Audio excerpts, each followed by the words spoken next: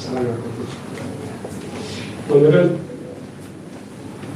죽을 때까지 멈출 수 없는 사명, 이런 제목으로 이렇게 말씀을 나누겠습니다. 오늘은 우리 한국 교회에서는 어린이 주일로 지킨 그런 주일입니다. 근데 사실 우리 주사랑교회가 설립된 이후에 우리 교회가 어린이가 있었던 적이 한 2년, 3년, 2년 있은 적도 있었습니다. 사실 우리 교회가 어린이도 없을 뿐만 아니라 어린이 주일학교도 없습니다. 그래서 사실은 우리 교회가 설립된 이후에 주일, 어린이 주일 때 어린이 주일 설교를 한 적이 특별히 기억이 없어요. 우리 교회 어린이가 없을 뿐만 아니라 어린이를 갖고 있는 부모들도 별로 없고요. 이제는 다 커서 대학 다니고 또 직장 잡아야 되고 또 결혼 정년기에 들어가고 이제는 점점점 많아지는 분들이 이제 손주를 기대하거나 손주를 안고 있는 분들이 훨씬 더 많은 교회가 우리 교회입니다. 이제 그래서 우리가 그런 생각이 들어요. 우리 교회에서 뭐 주일학교 설교가 주일학교에 어린이 주일 무슨 의미가 있을까? 이 아이들이 다 키웠는데 저는 그래서 주일 어린이 주일 설교를 제가 한 지가 언제인지 기억이 없어요. 그런데 지난 며칠 동안 우리 한국에 있는 아이들과 이렇게 통화하고 대화를 하면서 그런 생각이 들었어요. 아이는 나이 먹어도 아이구나. 우리 올해 10월달이면 저희 어머니가 90이거든요. 근데 제가 집에 가면 어머니 안 하고 엄마가 그래요. 왜냐면 나이가 먹어도 늙은 아이지 늙은 어른이 아니에요. 사람들 앞에서는 어른처럼 되는데 부모 앞에서는 나이가 먹어도 늙은 아이일 뿐이에요. 그러니까 우리가 인생을 살다 보면 아이가 나이가 먹어도 결국은 내 안에서는 아이고 나도 부모님에게서는 아이 이상이 아니구나 라는 생각을 하게 되면서 여전히 아이들이 컸고 장성하고 시집장가가고 아이를 낳은 아이가 됐다 할지라도 여전히 부모의 격려와 부모의 기도가 필요하구나 그런 생각을 갖게 되었습니다. 어떻게 보면 지금 시기가 더 필요한 시기가 아닐까라는 생각을 합니다. 뭐 남 얘기가 아니라 저 얘기예요. 젊었을 때는 그냥 바쁘고 여유도 없고 서투르고 돈도 없고 그래서 그냥 잘 먹이면 된다고 그렇게 생각했어요. 그리고 저희 아버지로부터 제가 아버지가 아빠가 어떻게 행동해야 되는지 배운 적이 없어서 내가 어떻게 아이를 다뤄야 되는지 양육해야 되는지도 사실 몰랐어요. 그냥 돈 열심히 벌어서 아이들 잘 먹이고 용돈 주고 돈 주면 그게 아빠로 사실은 최고라고 생각하고 그렇게 살았어요. 근데 나이가 먹고 아이가 커서 내가 나이가 점점점 아버지 나이가 되어버리니까 어떤 생각이 들었냐면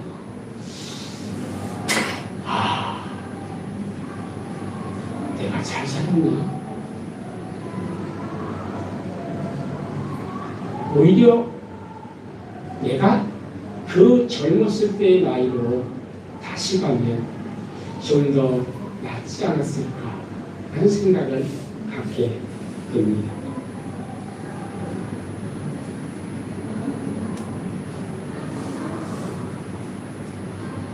사실 우리 이 자리에 있는 모든 분들의 고민이 아닐까 생각합니다.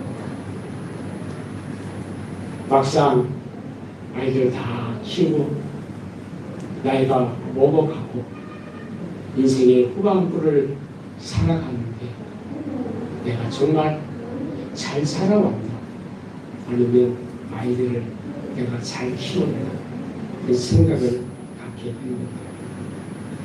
사실 우리가 젊었을 때 이 아이를 키울 때는 무엇이 중요한지 사실 몰랐습니다. 그냥 애들 공부 열심히 하고 좋은 대학 가고 좋은 직장에 가서 직장을 잘 가면 그것이 최고라고 생각해서 사실 아이들이 교회에 좀 못해도 그것으로 훔쳤습니다. 그런데 인생을 살아보고 우리가 와보면 야, 그게 중요하지 않았다는 것을 우리가 나이가 먹으면 먹을수록 더 깨닫게 됩니다. 그래서 성경에게 이런 말씀을 해요. 늙어서도 여전히 결실하며 진액이 풍족하고 빛이 청성하며 라고 말씀을 하게 되는데 이제 여러분 이 자리에 있는 분들 그런 생각 하지 않습니까?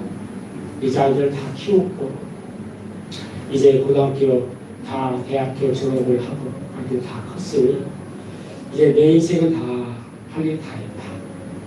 그러면서 한도에 안도에 숨을 쉬고 있는 분들이 있을 줄 압니다. 그런데 오늘 야곱 본문의 말씀에 늙어서도 여전히 결실합니다. 늙어서도 우리가 할 일이 여전히 있다는 것을 우리에게 말씀해 주고 있습니다. 그럼 여러분들 뭐라고 말씀하냐면 성경은 하나님 나라에는 은혜가 없다. 그리고 믿음에는 정욕이 없다. 오히려 우리 인생의 후반부가 우리가 하나님께서 우리에게 더 중요한 사명을 맡긴 나이가 바로 저와 여러분의 나이가 아닌가 싶습니다. 젊었을 때는 아이들 키우는 생존에만 관심이 있었습니다. 근데 지금은 우리가 다음 세대 우리 아이들뿐만 아니라 나의 손자, 손녀들에게까지 영생에 이르도록 세우는 일들이 우리에게 더 중요한 사명이 아닌가라는 생각을 갖게 됩니다.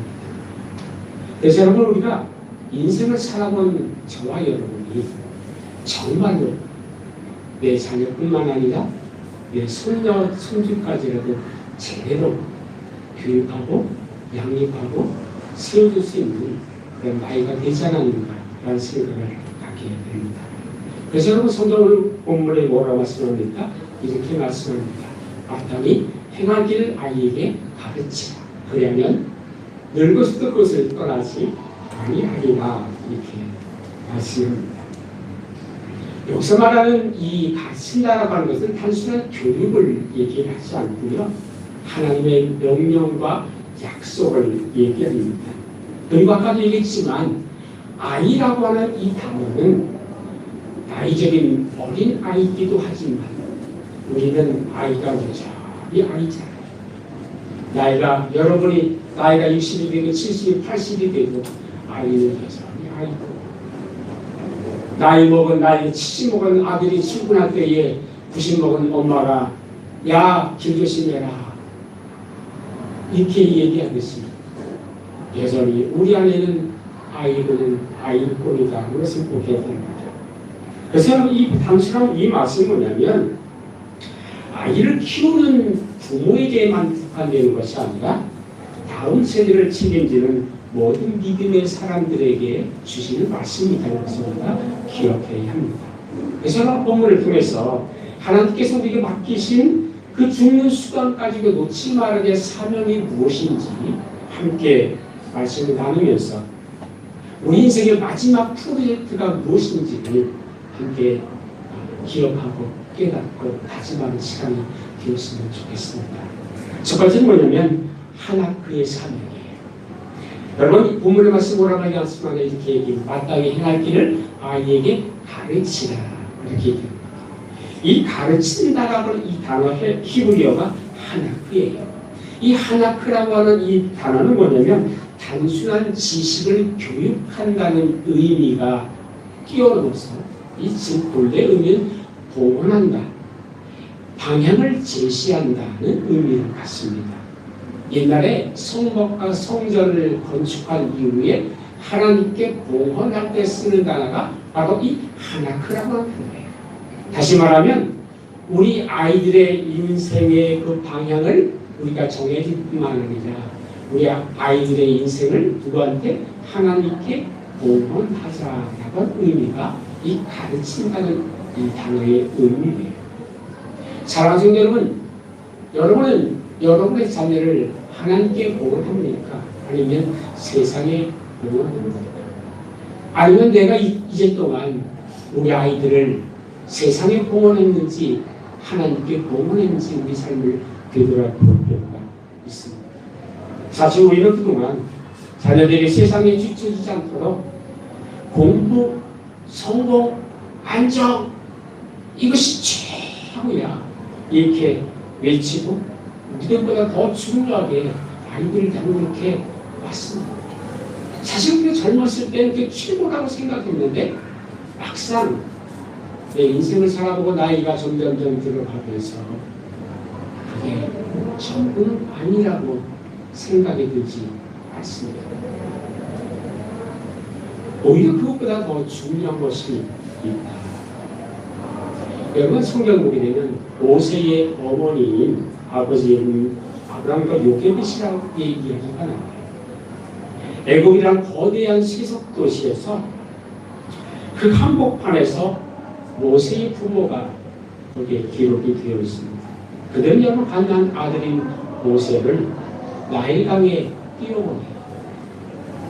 인간적으로 보면 사실은 포기라고 해석할 수 있지만 성경 보러 말씀하자면 영적으로 보면 그것은 하나크예요. 하나님께 봉헌하는 것. 그 인생을 하나님께 맡긴 것. 그리고 방주 위에 모세를 넣고 나일강에 띄운 것. 그 인생을 누가 지어드리라는 거예요?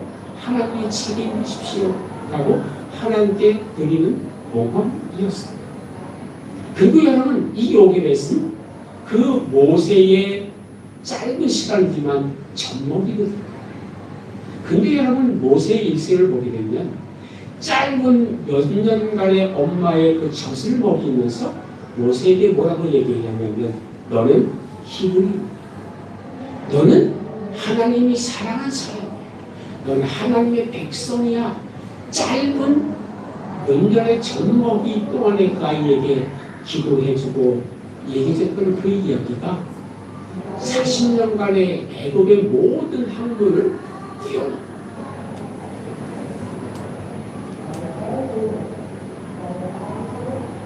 우리는 인생이 공부를 끝날 것 같은데 사실 짧은 엄마의 젖을 먹이는 사건 기도와 그 아이 것이 모세의 인생을 바꾸고 있습니다.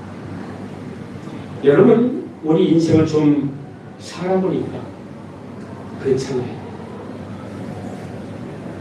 돈 있는 친구다.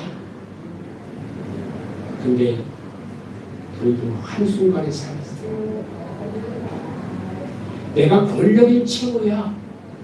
근데 높은 자리일 때 사람들이 크게 찾아오다가 그 자리에 내려오니까 찾아온 사람들이 하나도 없어요.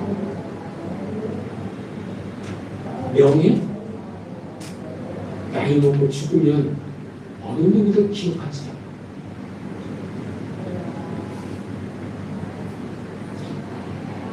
제가 때때 빈등성 옛날 정교부 주석 제가 방문해요. 선물을 해서 예전에 됐으면요 지금 은퇴하셨거든요. 바로 작년에 가면 선물을 받았어요. 살아온 사람 찾아온 사람들이 줄을 섰어요. 갔더니 아무도 없어요. 제가 선물도 없고 김치를 싸가지고 있었어요. 뭐가 시행합니까? 사람들 떠났는데 떠나지 않는 분이 한 분 계시다. 사람을 떠날 때에 하나님은 더 바짝 내 곁에 내 안에 계시는 분이 하나님이십니다. 여러분이가 아이들을 가르칠 때에 무엇이 중요한지 우리가 내가 깨달을 뿐만 아니라 아이들에게 그것을 알려줘야 되지 않을까요? 사랑하는 성도 여러분, 우리가 꼭 기억해야 될 것은 뭐냐면 아직 늦지 않아. 지금이라도 우리 아이들의 방향과 또 나의 방향을 다시 세울 수 있는 기회가 우리에게 있다. 그것을 우리에게 말씀해 주고 있습니다. 이제는 여러분 자녀뿐만 아니라 손자와 손주들을 향해서 하나님 이 아이들을 주님께 봉헌합니다 라고 우리가 주님께 드릴 수 있다는 겁니다. 우리가 우리 자녀들에게, 아니 우리 손주들에게, 손자들에게 공부 열심히 해! 성공해야 돼! 라고 하는 이 단어 그 말보다도 너는 하나님의 사람, 너는 가장 소중하단다. 하나님이 세상의 그 누구보다도 너는 가장 소중하고 가장 이쁘고 가장 소중한 존재야. 하나님이 너를 그렇게 만드셨고 그렇게 창조하셨어. 그렇게 그 아이들 방향을 여러분들의 기도와 언어로 바꿔줄 수 있다. 이걸 너무나 귀하다는 거죠. 성경이 뭐라고 말씀하냐면 신명기 6장에 이렇게 얘기합니다. 내 자녀에게 부지런히 가르치라. 부지런히 가르치라라고 하는 이 단어는 뭐냐면 부지런히 봉헌하는 거예요. 부지런히 아이들에게 방향을 말해주라는 거예요. 부지런히 기도해주고 부지런히 축복해주고 부지런히 끊임없이 아이들에게 그 이야기를 해주라는 거예요. 이것이 어렸을 때뿐만 아니라 지금도 그 가치와 그것은 여전히 유효합니다.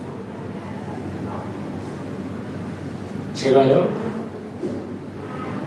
시골에 어머니 부신 되신 어머니가 야 너 잘생겼다. 그 기분이 좋아요. 우리 엄마가 보면 당연히 이쁜 거 아니에요? 그래요. 우리 엄마가 얘기하면 그렇게 좋아요. 여러분의 아이들에게, 손주들에게 축복의 말 쑥스럽잖아요. 처음에는 쑥스러워도 두 번, 세 번, 네 번 잠깐은 쑥스러움이 사라져요. 오늘 소녀보내님 부지런히 한 번이라도 더 부지런히 가르치라, 봉헌하라 이렇게 말씀하고 있습니다. 여러분 78편 4절에도 우리가 이를 그들의 자손에게 숨기지 아니하고 이렇게 얘기합니다. 이 숨긴다는 건 뭐예요? 뭐 비밀이니까? 라고 해석할 수도 있지만 우리 어때요? 쑥스러워서 말 못하잖아. 쑥스러워도 남편에게, 아내에게, 아이들에게, 아니 부모님도, 아니 손주들에게, 아니 내 자식이 없다면 내 영적인 자식에게, 영적인 사람들에게도 끊임없이 우리가 숨기지 말고 축복하고 우리가 기도하라 이렇게 말씀하고 있습니다. 여러분 우리가 임종에 대해서 많은 분들이, 부모님들이, 또 제가 목사가 되어서 임종을 맞이하신 분들을 이렇게 보내면서 그분들의 마지막 언어는 후회였어요. 꺼리였어요. 그랬을 걸. 우리가 여러분 임종이 다가와서 자녀들에게, 우리가 또 손주들에게 내가 그렇게 쓰면 약이 아니라 내가 마음껏 주님께 아이들 축복하고 멀리 있고 볼 수 없는 아이들이 아니라 우리의 축복과 우리의 기도는 유용하잖아요. 하나님 우리에게 그것을 말씀해 주고 있습니다. 그러므로 자녀에게 믿음의 이야기를 계속 해주십시다. 손자와 손녀들에게 하나님 이야기를 해주십시다. 우리가 모임에서 신앙 얘기를 하는 거예요. 가족들의 모임에서 다른 얘기, 아무개는 차 샀더라, 아무개는 아파트 샀대, 아무개 애는 이런 직장 얻었대, 아무개는 연봉이 얼마래! 라고 하는 게 아니라 믿음입니다. 이게 더 아이들을 키우는 어려운 요소입니다. 인도네시아에 우리 한 선교사님이 계시는데 딸이 하나고 손녀가 하나가 있어요. 근데 이분이 이 사모님이 매일같이 SNS 통해서 유튜브나 아니 유튜브가 아니라 카톡을 통해 손녀와 대화하고 성경을 가르치고 이야기한다는 얘기를 들었어요. 너무 귀한. 여러분 많은 분들이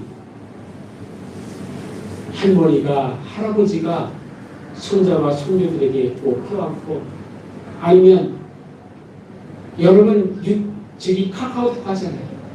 영상통화 하고 빠이 하고 끝내지 마요. 야 기도하자. 영상 틀고 아이들 향해서 단 몇십 초든 1분이든지 자녀에서 기도해주면 얼마나 좋아요. 저도 얼마 되진 않았어요. 아이들에게 이 페이스북 하고 나면 아이들 개개인으로 좀 만날 때 기도해주는 뿐입니다. 처음에는 쑥스러워. 근데 한 번 들고 나면 아이들이 되게 좋아. 남의 연봉 얘기하지 마시고요. 누구는 집 살 때, 차 살 때, 아무개 따른 나에게 명품 백 사줬대. 이런 소리 하지 마시고요. 그냥 축복해 줍시다. 여러분 자녀가 좋은 대학 가고 좋은 대기를 취직하는 거 우리 아들도 그런 복을 받았어. 이게 복이 아니라 그 아이들이 여러분 하나님을 더 살아가고 구원받는 게 더 중요하죠. 하나님의 복을 받는 게 더 중요하죠. 하나님의 사랑하는 게 더 중요하죠. 여러분이가 세상적인 것 때문에 기뻐하고 슬퍼하고 화나고 분노하지 마시고 그들의 영원히 하나님을 더 사랑하는 것 그것에 더 초점 맞추시고 그 아이들을 하나님께 봉헌하는 여러분 되어지기를 주님의 이름으로 축원합니다. 이것이 우리 마지막 세대에 우리에게 주신 하나님의 사명이에요. 두 번째는 뭐냐면 계획의 사명입니다. 이 계획은 뭐냐면 말이 아니라 내 삶의 흔적으로 아이들을 가르치라 이렇게 얘기합니다. 22절에 이렇게 얘기하면 6절에 얘기합니다. 마땅히 행할 길을 아이에게 가르치라. 뭘 가르치라는 거예요? 마땅히 행할 길을 가르치라. 여러분 이 길은 도로, 아스팔트를 얘기하지 않아요. 이것은 발로 밟아왔던 습관, 삶의 방식 그리고 인생에 살아왔던 길을 얘기해요. 여러분 이것을 아이들에게 가르치라 이렇게 말합니다. 사실 우리가 왜 방황합니까? 우리가 방황할 때는 여러분 정답을 몰라서 방황하는 게 아니에요. 아니 정답을 알아요. 그런데 사실 여러분 우리가 방황하는 것은 뭐냐면 앞서간 우리 부모님이 그분이 그렇게 살지 못했기 때문에 우리가 그것을 아버지로부터 배운 적이 없어요. 사실 우리들의 아버지가 물론 좋은 분도 있었지만 인생의 힘든 시대를 살아왔기 때문에 그저 아이들을 밥 먹이는 데만 관심을 가졌지 그 이상을 생각하지 못했어요. 그분의 인생들은 내 자식, 내 아내 굶기지 않는 게 최고라고 생각했어요. 그래서 우리 아버지도 저한테 얘기하기는 야 이놈아 저 옆집은 하루 한 끼 먹는데 넌 굶지 않는 걸 넌 감사하게 생각해. 저는 그렇게 살았어요. 근데 여러분 그러면서 우리가 아이들을 잘 먹이고 잘 속이고 돈 줬으니까 뭐라고 했어요? 나는 그렇게 못 살았어. 그냥 너희들은 이렇게 내가 잘해주는데 너 그것도 못하니? 잔소리로 하면 아이들이 바른 길로 간다고 생각했어요. 그래서 우리는 끊임없이 잔소리했어요. 근데 여러분 우리도 그렇지만 우리 아이들이 잔소리로 변합니까? 사람은 잔소리로 변하는 게 아니라 부모님이 살아온 삶의 뒷모습으로 변하는 거예요.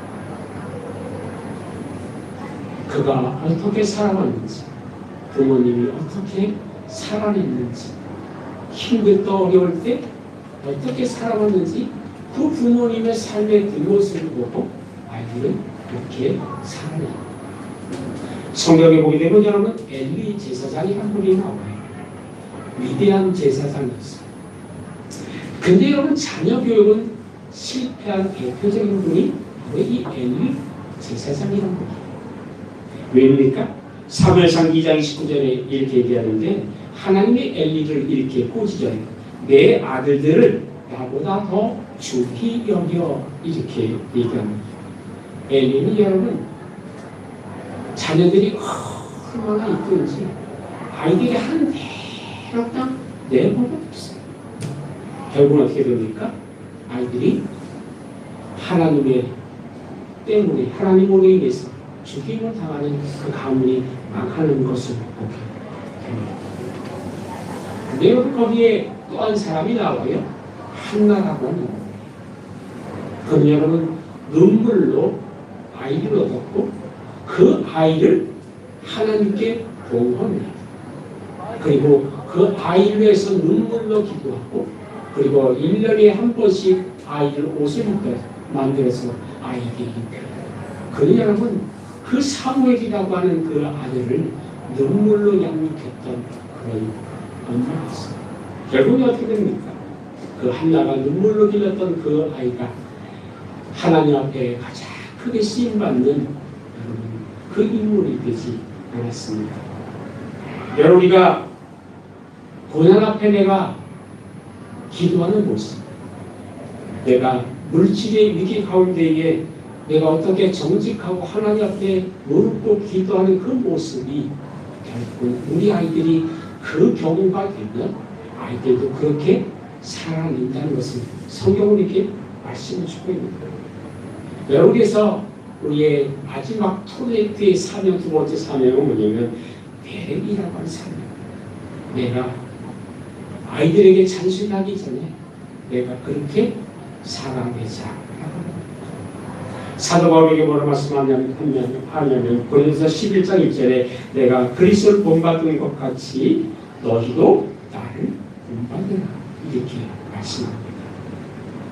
젊었을 때는 우리 말로 잔소리가 아이를 가르친다고 생각했다. 이제는 우리의 삶으로 우리의 모습으로 아이들의 삶의 길을 열어주는 모습이 되어야 되지 않을까 생각합니다. 디모데전서 1장 5절에 이렇게 말씀하는데 내 속에 거짓이 없는 믿음을 생각하여 보니 이 믿음은 먼저 내 외조모 로이스와 내 어머니 유니게의 속에 있더니 여러분 사도 바울이 디모데의 아들 디모데의 믿음, 참된 믿음을 이야기하면서 그 믿음이 어디에 있었느냐? 그의 외할머니와 엄마의 믿음 안에서 있었다. 이게 결국은 할머니의 기도, 할머니의 믿음이 어머니였고 어머니의 믿음이 이 아들 디모데에게 그대로 전수되었던 것을 보게 됩니다. 여러분 우리가 어떤 삶을 보여줘야 할까요? 어릴 때는 여러분이가 원망하는 것이 물질 앞에 흔들리는 모습이 아니라 그럼에도 불구하고 하나님께 기도하는 모습을 우리가 보여줘야 한다는 겁니다. 여러분의 자녀들이 여러분의 무엇을 기억하기를 원하십니까? 내가 나이가 더 먹고 아이들이 장성하고 또 다른 손자, 손녀를 볼 그 나이가 되었을 때 우리가 나를 기억하는 내 자녀가 나를 어떻게 기억하기를 원하십니까? 여러분 이것은 아직 늦지 않았다.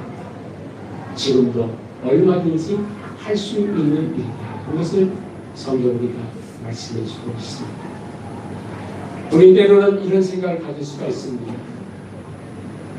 목사님, 아이들이 너무 컸어요. 아이들이 좀 더 훨씬 더 똑똑하고 커서 내 말을 들으려 하시라. 네, 동감합니다. 저도 뭔 얘기를 하려면 우리 아들이요, 저도 훨씬 더 똑똑해요.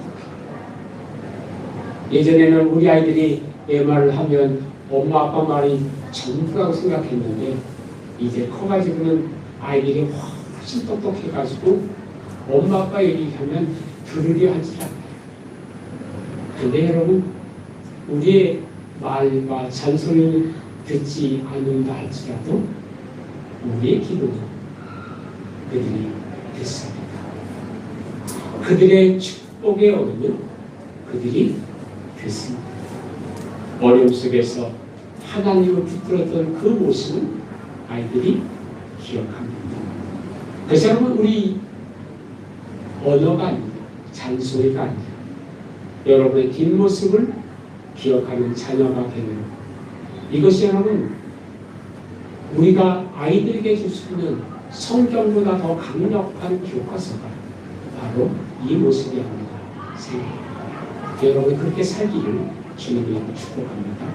세 번째는 뭐냐면 수루의 사명입니다. 이 수루는 뭐냐면 기도로 끝까지 떠나지 않게 하는 겁니다. 원래 마지막 절에 이렇게 얘기하죠. 그리하면 늙어서도 그것을 떠나지 아니하리라, 이렇게 말씀합니다. 이 떠난다라고 하는 단어가 수루인데, 이 벗어나다, 빗나가다, 길을 떠나다는 의미를 갖고 있습니다. 그런데 떠나지 않게라고 하는, 아니하리라라고 하는 것은 뭐냐면 사실은 이 말씀은 약속의 말씀입니다.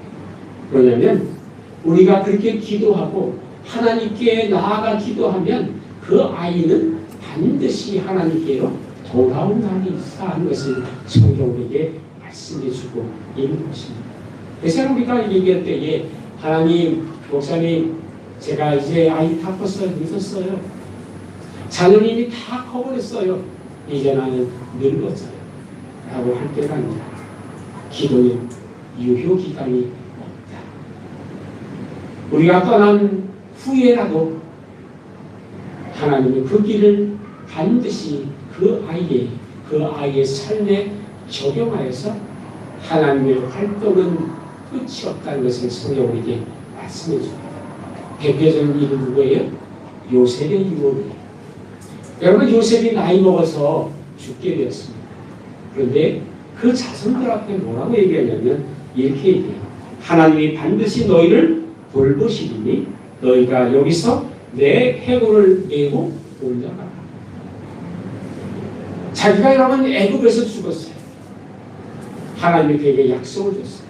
400년 후에 너희가 반드시 애굽을 떠나서 하나님이 약속한 땅에 가게 될 것이다. 여러분, 이 요셉은 그것을 아주 철저하게 했어요. 그래서 그에게 400년 후에 우리가 애굽을 떠날 텐데 그때 내 해골을 메고 가서 하나님이 약속한 그 땅에 묻어줘. 단순한 유언이라고 얘기할 수도 있지만 이것은 그 자손들에게 우리는 400년 뒤에 우리는 애굽을 떠날 민족이야. 하나님이 약속 안에 우리는 갈 민족이야. 하고 그들의 뇌리에 생각하고 있었어요. 그리고 400년이 지난 이후에 출애굽할 때에 그의 자손들이 누구 해골을 가져가요? 이 요셉의 해골을 메고 가. 여러분, 우리가 내 기도가 내 살아있을 동안에 되지 않는다 할지라도 하나님은 여러분의 기도에 응답하시고 반드시 하나님의 때에 그 아이의 때에 이루시기로 믿으시기를 바랍니다. 여러분, 디모데서 5장 1장 9절에 외조모 로이스와 어머니 유니게의 믿음이랍니다. 여러분, 우리의 믿음, 하나님의 축복이 우리 대에서 끝나지 말고 계속적으로 이어져야 함을 우리는 꼭 기억해야 합니다. 주님이 우리에게 뭐라고 말씀합니까? 이런 힘을 줬어요. 의의 간구는 역사하는 힘이 크다 라고 말씀합니다.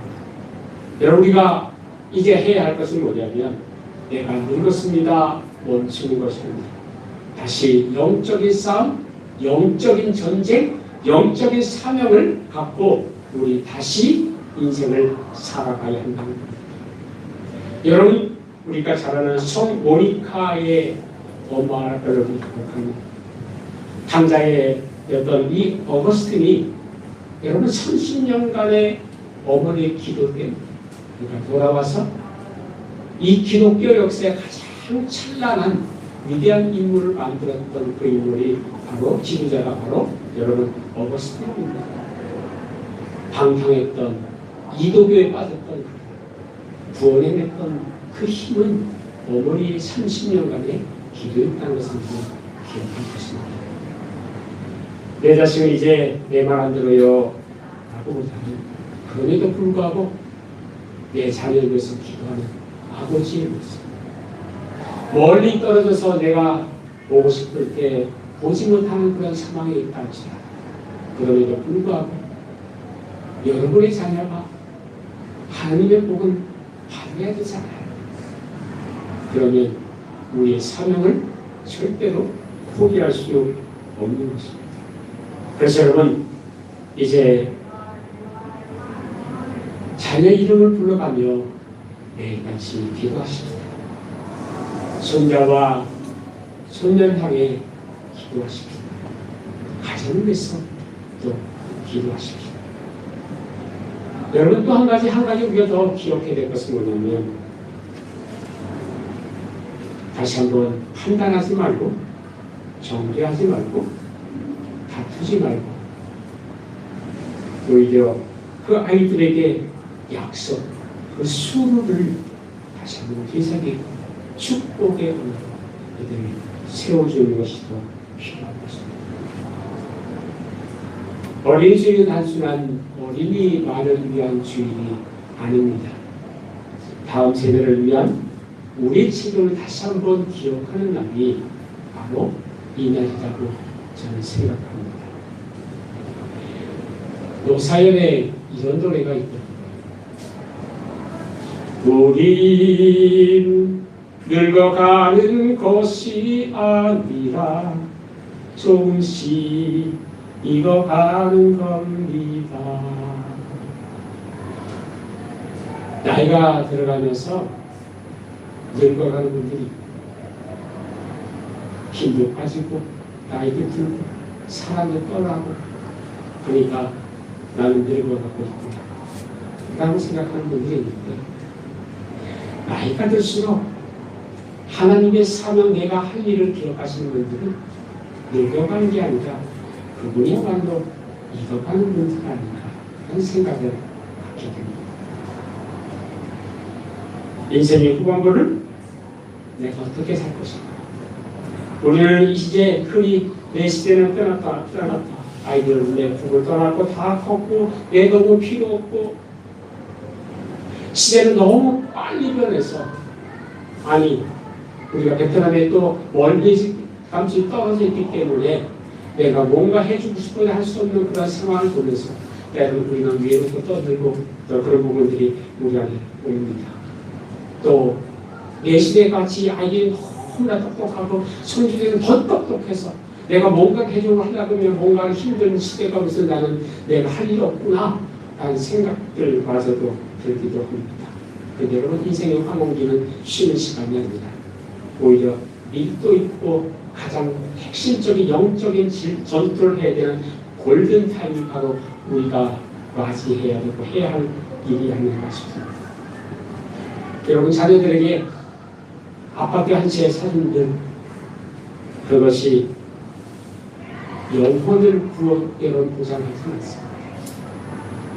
아이들에게 여러분 인맥을 연결해 준다고 해서 그것이 하나님과의 관계 또한 개선해 줄 거라고 우리는 믿지 않습니다.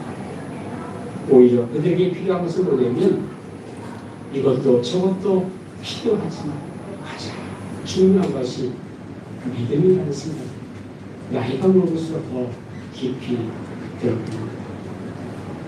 우리 어머니가 나를 위해서 기도하는 그 모습, 아빠가 자녀와 손자와 손녀를 얘기할 때마다 축복하고 격려해주고 세워주는 그 한, 할아버지의 축복의 그 언어가 우리 아이들과 아니 늙은 아이들에게 더 필요하고 어린 손주들에게 더 필요한 언어가 아니겠습니까? 시편 145편은 이렇게 얘기합니다. 대대로 주의 이름을 찬양. 우리 찬양이 우리 대에서 끝나지 말고 영원히 주님이 갈 그때까지 우리 해야 할 일이 뭐냐면 우리의 삶과 우리의 언어에 우리의 모습에 있다는 것을 우리가 기억해야 합니다. 이제 여러분 손을 얹고 함께 결단했으면 좋겠습니다. 하나님, 나는 내 자녀를 세상에 하나님께 보호하겠습니다. 하나님, 내 삶이 자녀들에게 천국 가는 지도가 되게 하겠습니다. 하나님, 내 호흡이 닿는 날까지 기도의 줄을, 격려의 줄을 놓지 않겠습니다. 여러분, 이것이 어린이 주일을 맞지 않은 저와 여러분의 모습, 또 사명, 우리가 해야 할 일이 아닌가 생각합니다. 이 시간 때 찬양하고 싶은데요. 하나님은 너를 지키시는 자.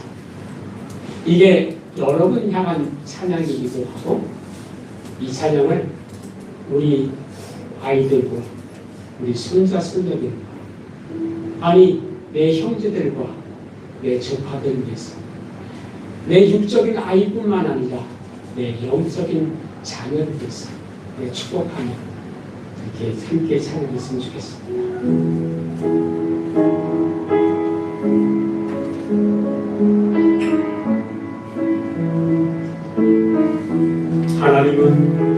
하나님은 너를 지키시는 자 너의 우편에 그늘 되시니 낮에 해와 밤에 달고 너를 해치 못하니 너를 해치 못하니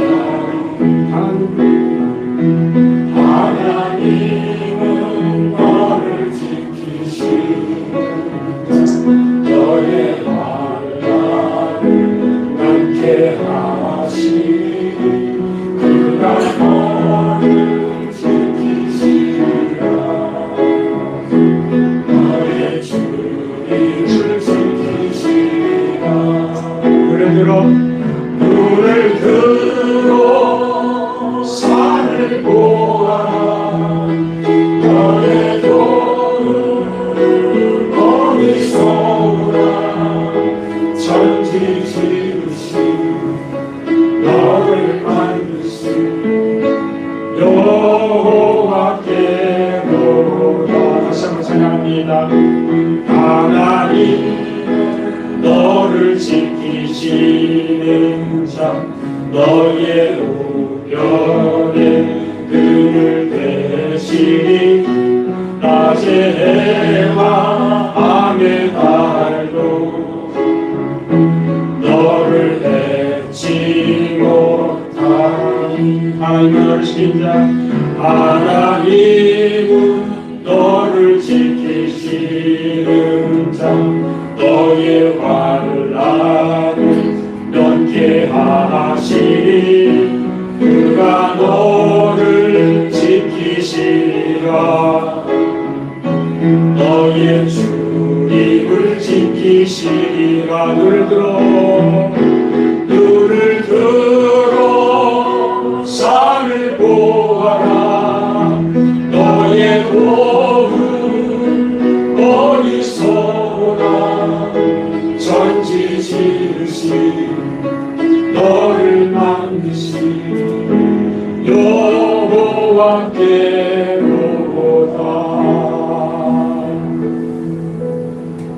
천지를 대신 너를 만드신 여호와께서 이 시간 우리가 함께 1분간만 묵상했으면 좋겠습니다.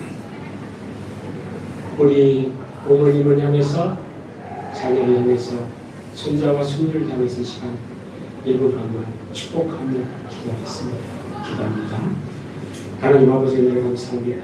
우리 주님께서 오늘 우리에게 함께 하여 주시고 말씀을 위해서 기다리게 하신 것을 감사합니다. 아버지 하나님 우리의 자녀들께서 기도하고 축복합니다. 하나님, 내 자녀를 세상에 하나님께 같이 그리 하나씩 끊임없이 격려하고 기도하고 그들을 세워지는 일을 모두 시작했습니다. 내 삶이 자녀들에게 축복하는 그런 지도가 되고 하나님 그들 위하여 축복하겠습니다. 그렇게 살아나가시고 내 손이 사르나까지 주를 위한 자녀들의 기도하며 우리들의 모습이 되겠습니다. 하나님 우리 아들 축복하여 주시고 우리 손주들 축복하여 주시고 이 믿음이 대대의 이루고 하나님의 복음을 이루고 귀한 가정 영혼의 믿음의 가정을 하나님 축복하여 주시옵소서. 하나님 아버지 우리에게 다음 세대를 맡겨주신 은혜에 감사합니다.